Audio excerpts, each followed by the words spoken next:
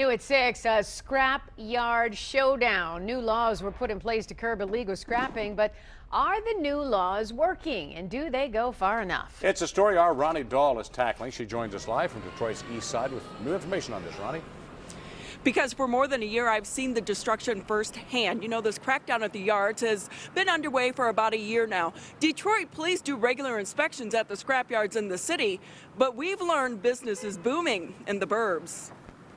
In the war against illegal scrapping, it was supposed to be the silver bullet. But it's great we got it done. A law passed in 2014 to crack down on scrap yards. Something has to be done about these yards. Pastor Seminole Thomas should know his church, like homes and businesses across the city, has been ripped apart by illegal scrappers. They hit me back to back 2 years in a row. That unit was $8,000.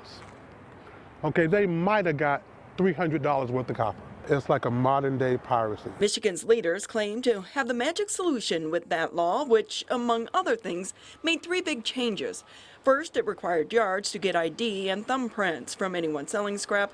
Second, verify anyone setting up a commercial account.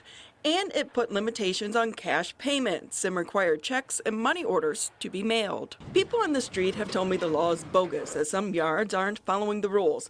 That was certainly true with a guy named DeJuan Horton. He's what some cops call a serial illegal school scrapper.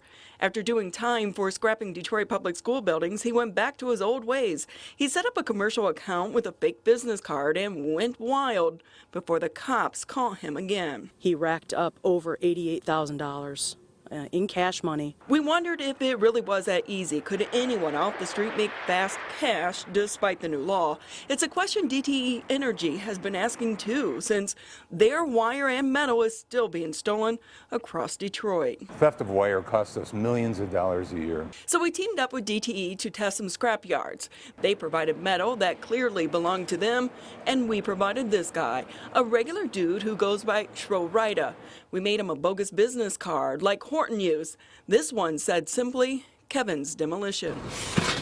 And then we went for a ride. What's a good word? How's biz? You could say our demolition dude was a dud in the D. Two Detroit scrapyards turned him away after he requested to set up a commercial account, telling him he needed more documentation than just that business card. You got to bring a copy of one of these, either business license, a DBA, federal tax ID number. Bottom line, the law worked. It wasn't easy in Detroit.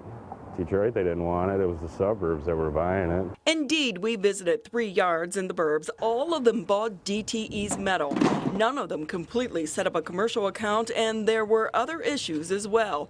At Pro Green on Telegraph Road in Redford Township, I can do this, but I can't do this. they paid our guy $42 cash. Down the road, a yard called Red Metals, they skipped the mandatory and critical thumbprint. And at Royal Oak Recycling, they cut a check on the spot. How much did they give you? $342.70. Under state law, it should be in the mail, not in our hands.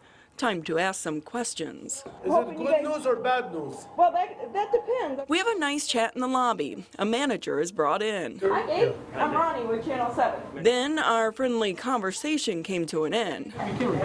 Later, we got called back to meet with this guy. Why am I doing the interview with you? You are. Because I'm the public affairs director for the company. We had complied with everything except for the payment, and that is something that we're not going to do again. Well, the law was pretty specific when it was passed back in 2014. So you guys have not been following the law for that entire time? Well, I can't speak to every instance. They can't speak to it, but others will continue to be checking. Also, we want to let you know, obviously, a new law is just words on a piece of paper unless there is enforcement. Coming up on Action News tonight at 11, the new push to revisit this problem and get a law with some teeth to it. For now, reporting live from Detroit's east side, back to you. All right, Ronnie, good job putting a lot of businesses on Front Street. Maybe they'll change their ways. Hold them accountable, Ronnie. Thank you very much. Hey, now